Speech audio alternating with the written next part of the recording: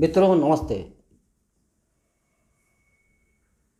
ओशो ने असंख्य कहानियाँ बताई हैं, जिनमें से कुछ कुछ याद करके, क्योंकि मैं उनको पिछले 40 साल से सुनता आ रहा हूँ, तो जब जो याद आ जाती है कहानी और उसका अर्थ अर्थ तो क्या पता कितना समझ में आता है, लेकिन कहानी याद आ जाती है। क्योंकि क्या है, बड़े जो पुरुष होते हैं, संत पुरुष, वो कुछ कह देते हैं और अपने हिसाब से उसका अर्थ निकालते हैं। यानी समझ लो कि 10 जने बैठे हैं सुनने के लिए, तो 10 आदमी अपना अपना अर्थ निकालेंगे अलग अलग। और वो जो कह रहा है संत पुरुष, वो एक ही बात कह रहा है, लेकिन आप यानी हम लोग उसको 10 तरह से, 20 तरह से, 50 तरह से सुन सकते हैं। तो बुद्ध जो है वो अपने नियत समय पे प्रवचन दिया करते थे। एक बार ऐसा हुआ कि कुछ विचित्र हुआ। अजीब बात ये हो गई कि उन्होंने कुछ बोला ही नहीं। वो व्यासपीठ पे बैठे, लेकिन उन्होंने बोला कुछ भी नहीं। एक कमल का फूल लेके बैठ गए। और उनका एक शिष्य जो है, वो आधे घंटे बाद, जब सब शिष्य बाकी इंतजार कर रहे थे कि कुछ बोले, लेकिन बोले ही नहीं कुछ, कमल का फूल लेके बैठे रहे। तो एक शिष्य जो है, उसने करीब आधे एक घंटे बाद वो हंस दिया। अब ये बहुत बड़ी कहानी हो गई कि मतलब बोले कुछ भी नहीं, लेकिन वो शिष्य का हंसना, यानी शिष्य को बात समझ में आ गई। जो संत पुरुष होते हैं, उनकी कोई भाषा नहीं होती, उनका कोई व्याकरण नहीं होता।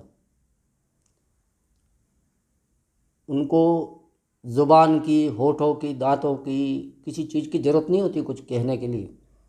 यदि आप सही में सुनना जानते हो तो आपको इन चीज़ों की कोई ज़रूरत नहीं होनी चाहिए। लेकिन हम थोड़े अज्ञानी हैं, इसलिए हमें भाषा की, अपने को तो ये भी दिक्कत होती है, कोई इंग्लिश में बोल जाए, कोई फ्रांसीसी बोल जाए, पोर्तुगीज़ बोल जाए, तो अपने को दिक्कत होने लगती है। लेकिन अगर आपको मन की भाषा पढ़ने आ गई, तो फिर आप इन भाषाओं के चक्कर में नहीं पड़ोगे। आपको बिना बोले जो बोल रहे हैं वो भी सुनने को मिलेगा।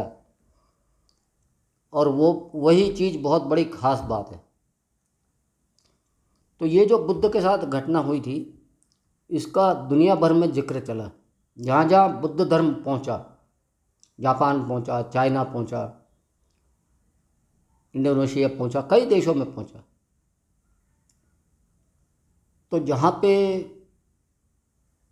जहाँ ये कहानी पहुँची उनकी, उस पे जो मास्टर्स होते हैं, मास्टर्स,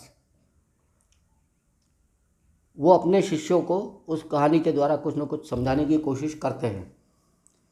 ऐसी एक घटना मुझे याद है जो ओशो ने बताई है कि ऐसा ही एक गुरु बैठा और उसने एक गिलास रख दिया पानी का, आधा भर के।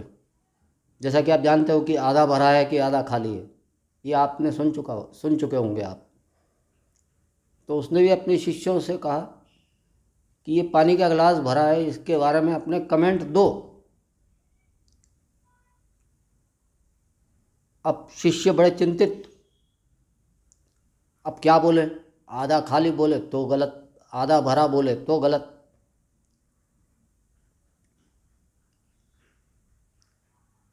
काफ़ी देर ये सारे शिष्य जो है वो चिंतित रहे कि अब क्या जवाब दे अपने गुरु को, क्योंकि बात तो, अच्छा, रेफरेंस कौन सा था इस कहानी का? बुद्ध की कहानी से, जो कमल का फूल लेके बैठे थे।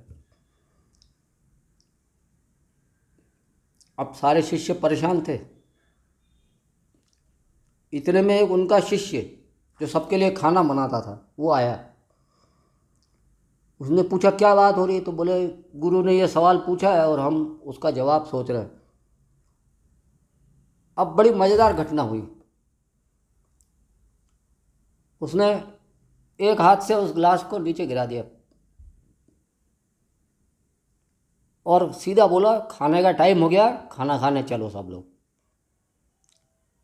मुझे तो इस कहानी में बहुत मतलब समझ में आता है। यदि आपको कुछ समझ में आए जो मुझे नहीं समझ में आ रहा तो आप मुझे बता सकते हैं।